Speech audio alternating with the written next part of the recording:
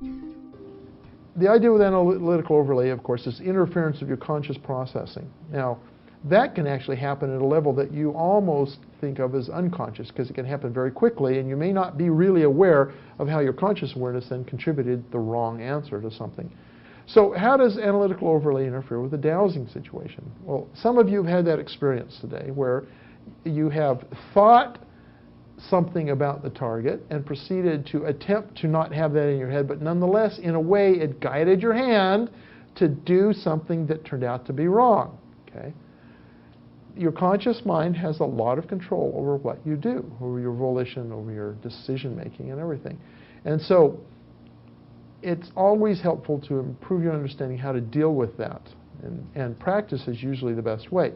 One of the reasons that you want to not take too long dwelling on a specific dowsing problem, but try and efficiently go through it, capture it thoroughly, but don't take too long to do it, is because the longer you dwell on it, the more your consciousness, your conscious awareness has time to work on it as well and introduce red herring that lead you off into the sunset in the wrong direction or whatever.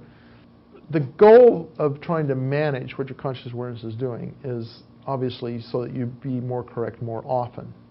And there are a couple of ways of overcoming the interference that it gives. One of which is to not take so long, to be, don't want to say spontaneous, because that can be also impulsive. And being impulsive will get you in trouble almost as much as being too deliberate. There's a fine line here that you have to learn, usually by trial and error, and lots of practice and taking practice opportunities. But oftentimes you've probably all noticed this in your lives, that oftentimes the first impression you get about something turns out to be the right thing. Right? And you sit there and think about it and second guess it and talk yourself out of it, and later on you say, oh darn, that was how I should have done it after all, or that's the decision I should have made. I knew it up front and I talked myself out of it. Well, you got to be careful, because you can do that with dowsing as well. So particularly when you're in a learning mode, it's usually best to take your first impression and go with it and not go back and recheck it and go over it and reconfirm it and is that right, is that right, well, I'm not so sure if I feel that way about it anymore. And you've gone so much that you've muddied the water, so to speak. Yeah, it's all jumbled up, and so when you do get your feedback, you're no longer quite sure exactly what it was you're experiencing. So usually it's better to take a cut at it, see how you did, check your feedback, find out, oh, I was off like this, take another cut at it, go back again, check your feedback, oh, I'm closer this time. And do that trial and error, and you'll sometimes be more successful, and you'll feel really good about that. There are other times that you will just be not getting anything, and you'll feel very frustrated and depressed. The point is, don't take any of this personally, okay? It's a standard learning process of a difficult kind of intuitional skill, and you're bound to have a lot of failures along with a lot of successes. What's important is to look at your overall progress. When I was trying to teach myself guitar, I read something that was very interesting. One of the books I was reading said that this person had always counseled his students that after they've been playing for a little while, when they're really discouraged and their fingers hurt like crazy and they felt like they were not getting anywhere, to just at that point turn the guitar over and try and do it with their other hand. Because that was the stage they were at 3 weeks before, when they didn't know how to do anything. And it's interesting that you see the contrast between what you really can do now and what you couldn't do before. You have made progress, it just doesn't seem that way all the time. A gut feeling feels different, or at least as far as we know, or can know, everybody's gut feeling feels different than everybody else's gut feeling feels, okay? We tend to know what that means when somebody says it. But that doesn't necessarily translate even into dowsing success. Your experience of being on dowsing may be way different than a gut feeling, okay? That may work in larger intuitional things like taking your umbrella, but a fine point on a map, that feeling may be completely different. The way you do it, and this is the way you do it in remote viewing when you try and get people to recognize when they're on or not, is you put them in the barrel and you make them try it. And trial and error, that's why practice is important. Trial and error, they will learn themselves what it feels like to be on and what it feels like not to be on. But that only happens if they're honest with themselves. There's lots of people who will do this, and they'll do it and do it, and they'll fool themselves into thinking they're doing it when they're actually really data fitting. They're saying, well, oh look, I was here, that's within 5 miles of the target, that's close enough, you know, that counts. Well, no, it depends on what the criteria are. Right? But see, that's the whole point of all this. You learn the methodologies, you learn the techniques, and then you put yourself in environments where you either fail or succeed, and you check yourself to see what you were doing when you succeeded or when you failed, how you felt when you succeeded or when you failed, and you do it often enough, you'll start to learn. It's exactly how you learn to ride a bike. You get on the bike and you fall off of that sucker, right? You get on it again and you fall off again. And any skill that's subjective like this, where individual inner experience is what makes it work, and what is the difference between success and failure, that's how it works. You learn the principles, you learn the practice, and then you get the experience. Knowing that was factual knowledge, like this is the brake on the bike, this is the L rod, this is how you hold it, this is what you're trying to accomplish with it when you do it. That's all the knowing that. The knowing how, however, is completely different than that. It's a different kind of knowing, and that you only get it by actually getting involved in having the experience and doing the work and falling off of your bike and getting back on it. And if anybody tells you any different, you're not going to learn. As reviewed in segment 2, information is first received and processed by the subconscious mind before it enters analytical reasoning and conscious awareness. Though more simply stated than executed, the key to dowsing is to remove your assumptions and analytical reasoning regarding the desired information, thereby obtaining more intuitional data from the subconscious rather than from analytical means. Because your analytical mind is such a large part of your daily life, we are conditioned to use it for everything. Therefore, ignoring your analytical thoughts may seem extremely difficult for beginners.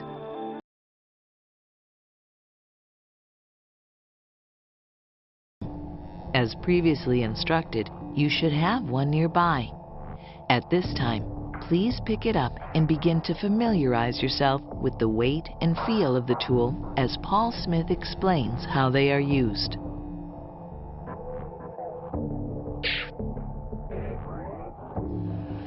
Okay, so you want to get your pendulum so that you have an understanding between your conscious awareness and your subconscious what different motions of the pendulum mean.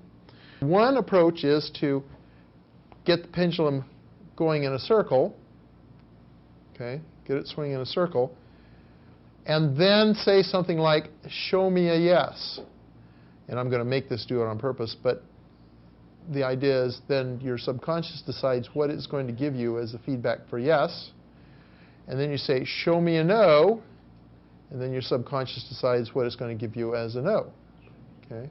One of the reasons why this usually is what people end up with is that there's a convention in our culture that nodding your head means yes and shaking your head side to side means no.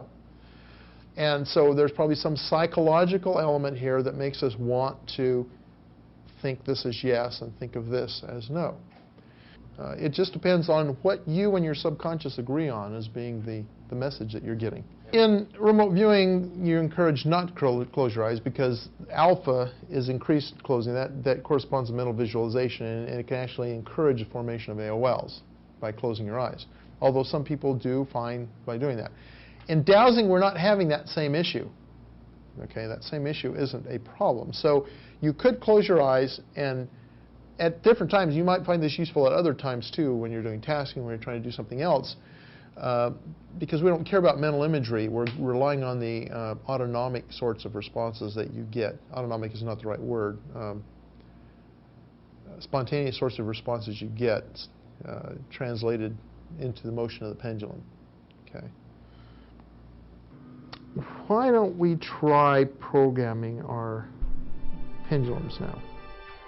Let's begin by programming your pendulum. Programming is a method of training your subconscious to indicate specific responses during a dowsing session. For the purpose of our first training exercise, you will be programming an indication for yes and an indication for no. Note that the process for the programming phase differs slightly from the process for active dowsing. However, this will be explained in the next segment. First, Begin by moving your pendulum in a small circular motion like this. Note that the direction of rotation is up to you, whatever you feel most comfortable with. Then, through subtle movements, intentionally make the pendulum move forward and away from you, like this. Think to yourself, this means yes. Okay, now to program the no response. Once again, begin by moving your pendulum in a small circular motion.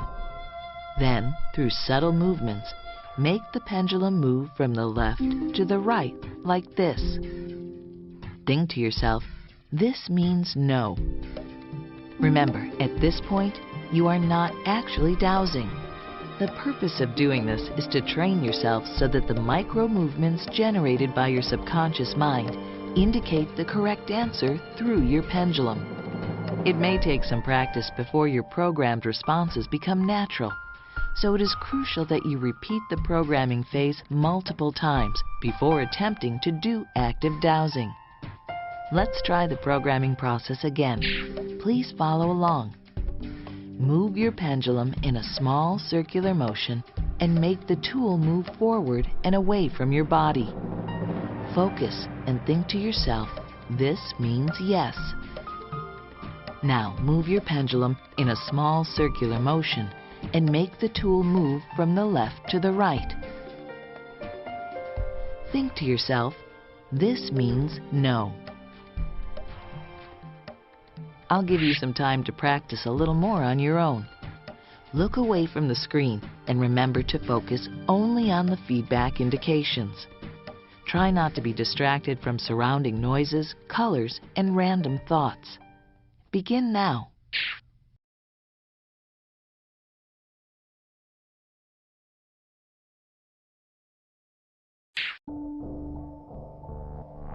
The dowser has been presented with 10 cups.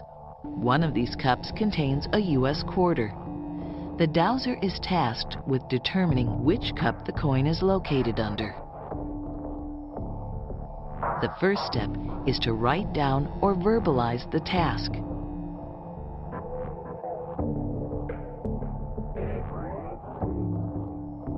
In this case, the dowser wants to know under which cup is the coin hidden.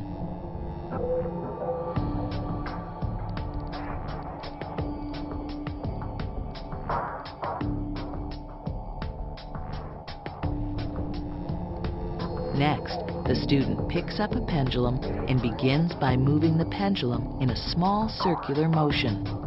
During this process, the dowser must be focused only on the intent of the specific dowsing task.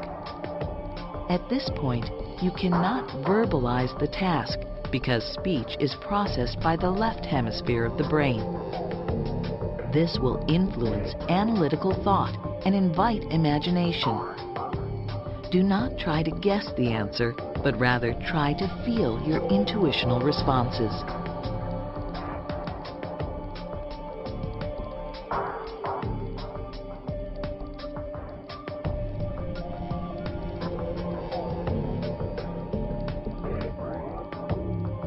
The dowser gets the impression that the answer is no, based upon the pendulum, and moves on to the next cup. Remember to focus more on the intent of your task and not what you believe will be the direction of the pendulum. Focusing too much on the motion of the pendulum can introduce analytical overlay. Unlike the programming phase, after you have begun the circular motion, do not intentionally make the pendulum move in a certain direction.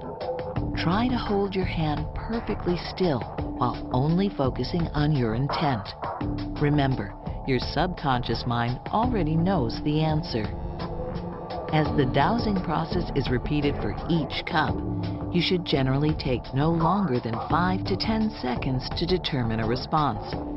With most individuals, controlling your analytical thought is extremely difficult, and dwelling on a decision will eventually invite analytical overlay, also called AOL.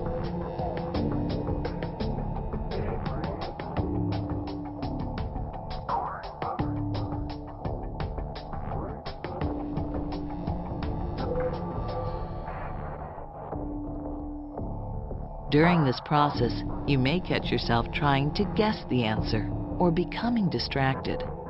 At this point, you must discard the thought before continuing. Do this by attempting to distract yourself to dispel the AOL.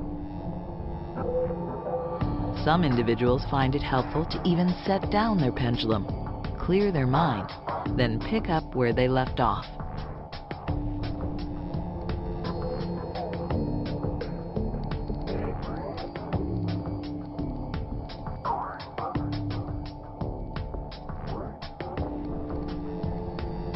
Remember, your first impression is generally more reliable. Do not second-guess yourself. Questioning yourself is a result of analytical thinking and will have implications on the accuracy of your session. Once each cup has been doused at least once, you may have concluded that 2 or more of the cups could be the correct choice, which is a result of analytical overlay. At this point, make your decision based on your immediate intuitional feeling. Do not try to guess the correct answer. In general, do not take more than a few seconds to make this decision.